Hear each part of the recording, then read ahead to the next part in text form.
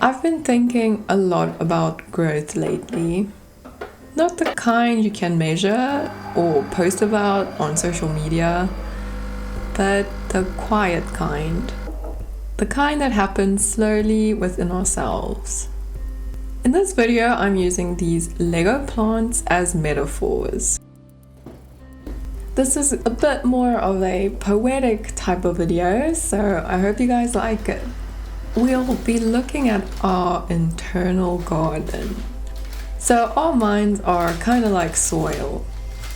And the seeds are the emotions we accumulate from others who cross our paths or experiences in our lives, as well as our inner voice.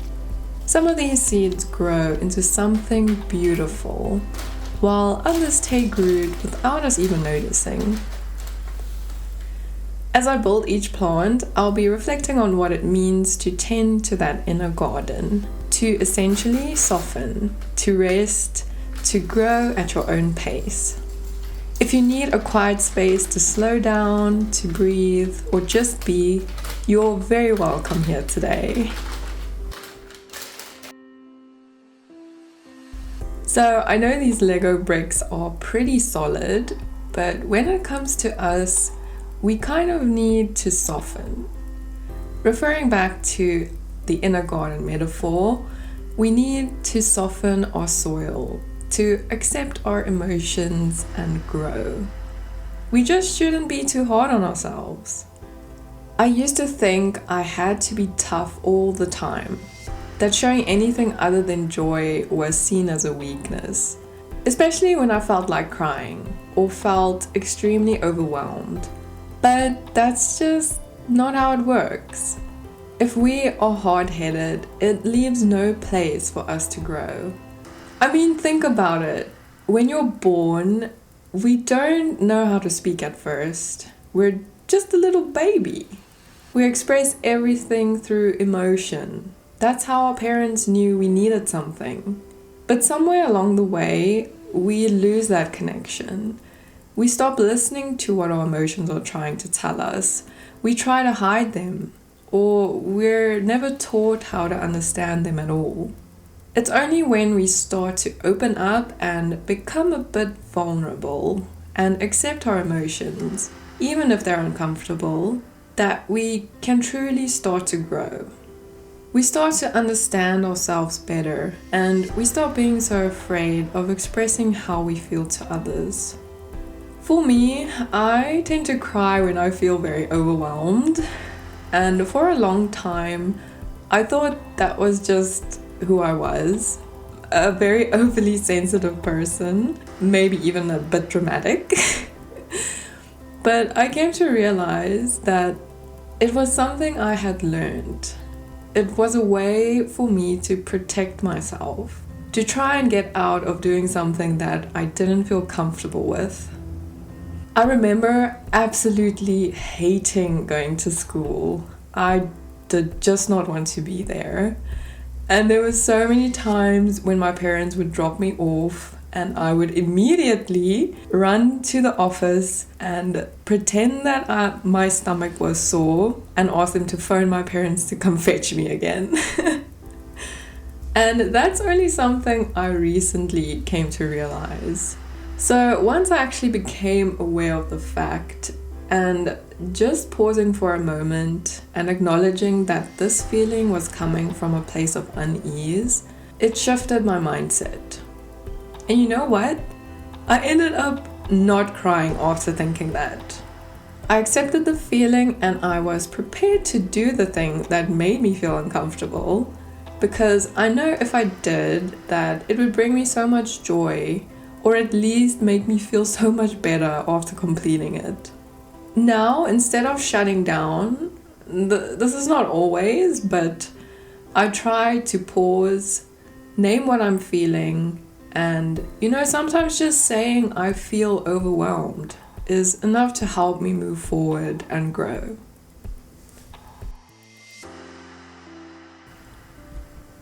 Alright, so once we start to soften, we have something to work with. The soil's easy for us to start planting seeds and easier for the plants to emerge from the soil.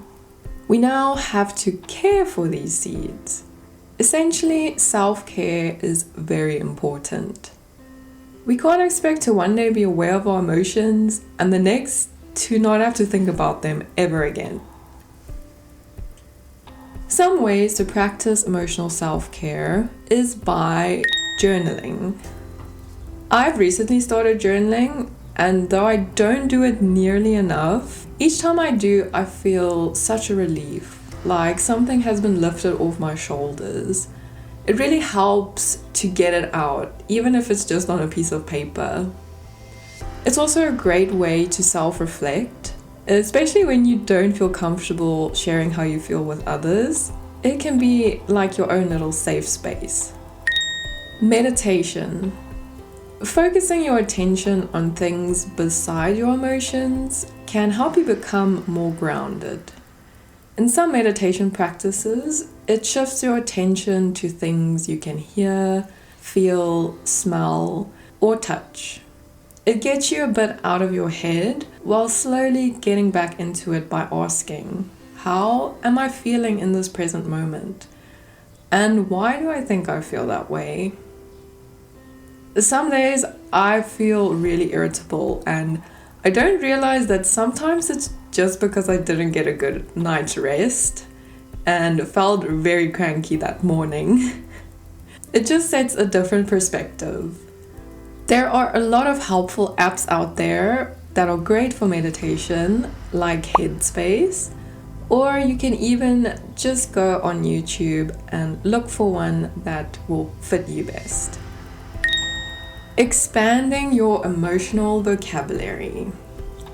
I watched this great video by Therapy in a Nutshell, where she talks about primary and secondary emotions. It really changed how I understood what I'm feeling.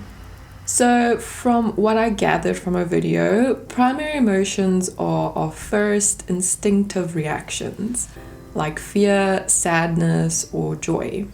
They happen automatically, right in the moment, but sometimes we don't recognize those straight away.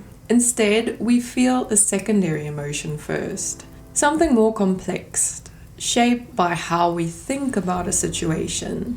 Like, you might feel humiliated after saying something awkward in front of others, but when you slow down and reflect, you might realize, actually, you're sad, because you really cared about how that moment would go.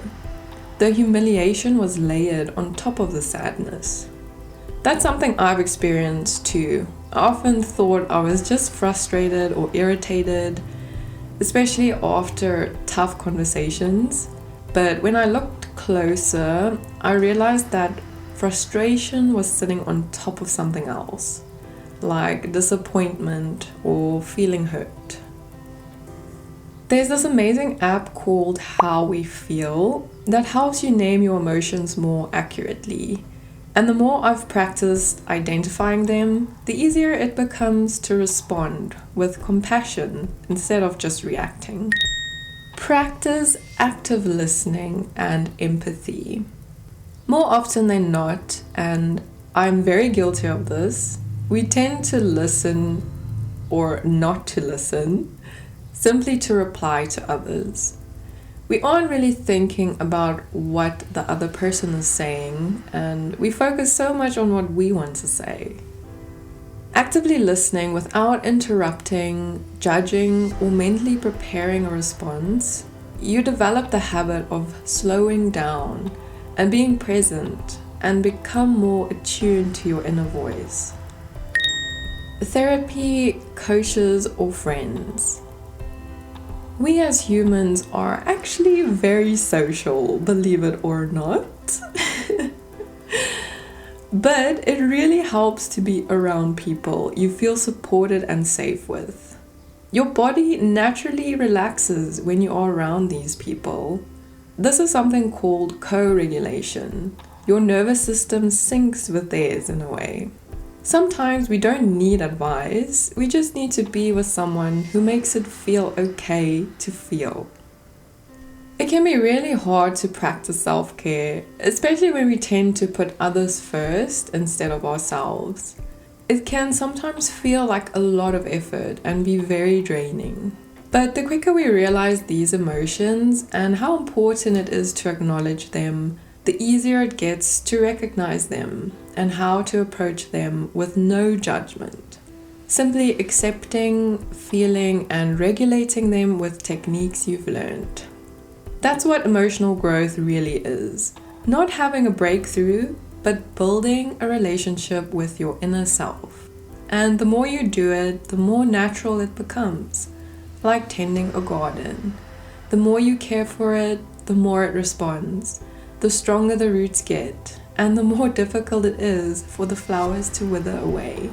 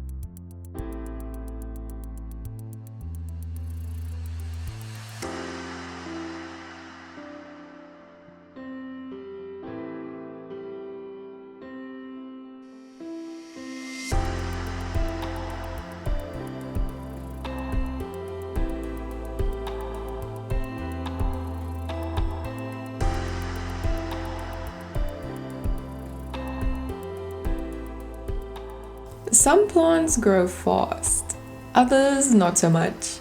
Some need direct sun, others prefer shade.